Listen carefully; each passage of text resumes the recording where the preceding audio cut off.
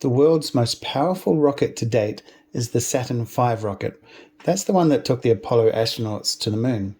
Here's a quick look at the launch of the Saturn V.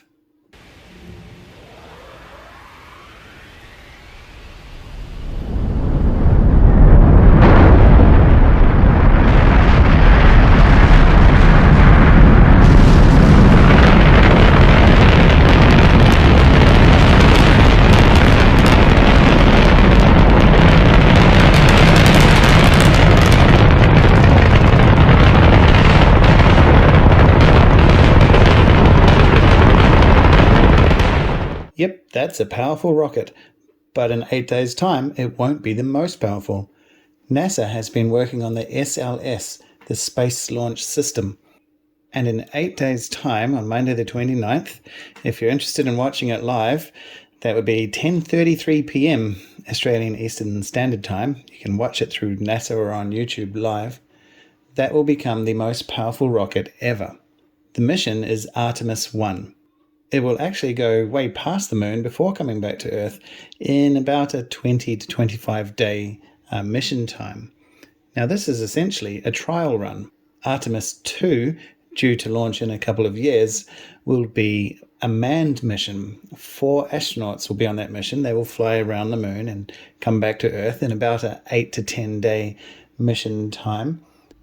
Artemis 3, in probably 2025, will take another 4 astronauts, but this time they will actually descend to the moon and spend about a week on the lunar surface. So that's some rocket stuff coming up. In the meantime, yesterday I took my munchkins to a local park and we played around with a water rocket. Let's have a look. Here we have a water rocket.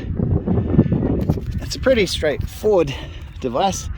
Simply an empty drink bottle screwed onto the valve. Got some fins there. Good rocket should have some fins. It makes a good launching base anyway, even if it doesn't stabilize the flight. And then from there we have a hose. Now the hose comes to a bike pump, but of course because of the day and age we live in, we have electric powered bike pump. That's going to make things a lot easier for me.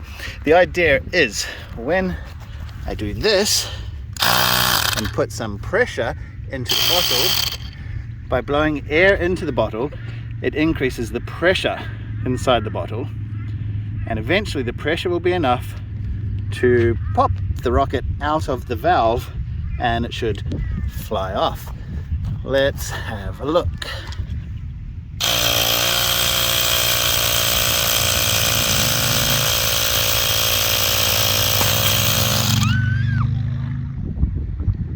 All right, rocket launch take 2. This time I have my little helper here. Hey Declan. Hello. Declan's going to work the bike pump so that I can try to track the rocket as it flies through the sky. I'm not sure that I'll be able to, but I'll give it a go. Right, when you're ready, dude.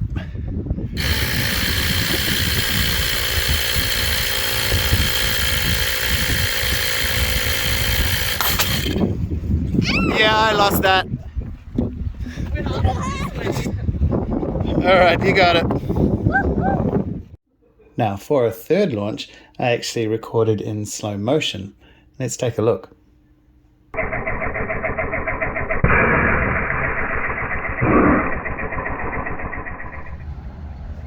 Alright, so it's very hard for me to track the bottle as it goes up into the sky. So this time, Kian is going to launch it. And Ailish and Declan, are you the rocket catchers? Yep, okay, sure. Rocket recovery team, yeah? You're the RRTs, the rocket recovery team. It might go into space. It might go into space, we'll see. But just to make it easier to follow you guys, I'm going back here and maybe I'll be able to watch it, yeah, on my phone. All right, when you're ready, Kian.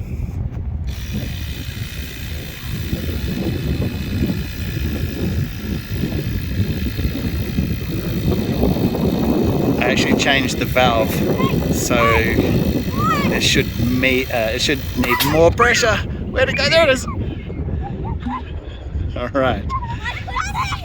It did not go that high. It actually did go pretty high, dude. All right, possibly the second to last launch because we're running out of water. Dick can wait. Now, as I mentioned in the previous one, the little valve at the bottom that the pipe is pumped into, this kit actually came with two different valves. It called in the low launch and the high launch valve. I'm assuming this valve, being the high launch valve, it just will require more pressure to be built up before the valve will pop and let the bottle fly off. And if more pressure is built up, then there's more force to drive the bottle upwards. So I guess that's why it's called the high launch valve. It just requires more pressure before it releases.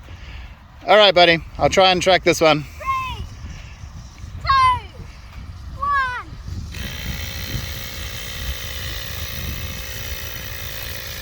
Let's go, Captain.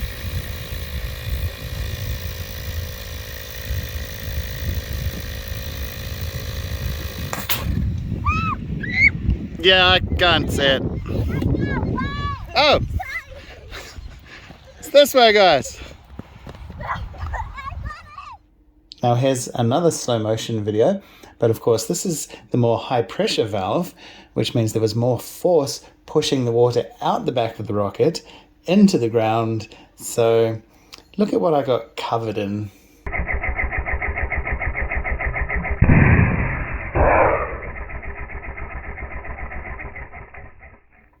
One more thing just to clear up before we finish the video to do with rockets. A lot of people think rockets work by all that exhaust coming out the back and pushing off the ground. Well, that can't be right, because if that were true, then rockets wouldn't work in space where there's no ground to push off. So that's actually not how a rocket works. Rockets work according to Newton's third law of motion. That is, for every action force, there is an equal and opposite reaction force. What's actually going on is all the exhaust is being ejected at high speed out the back of a rocket. But for that force driving the exhaust particles out the back of the rocket, there's an equal but opposite force pushing the rocket in the opposite direction, i.e. upwards into the air. So it's not that the water is pushing the water rocket off the ground. It's the fact that the water is being pushed out with great force, and there's an equal and opposite force pushing the rocket upwards. Hey, you, hit the like button. Yeah, and the subscribe one too. Yay!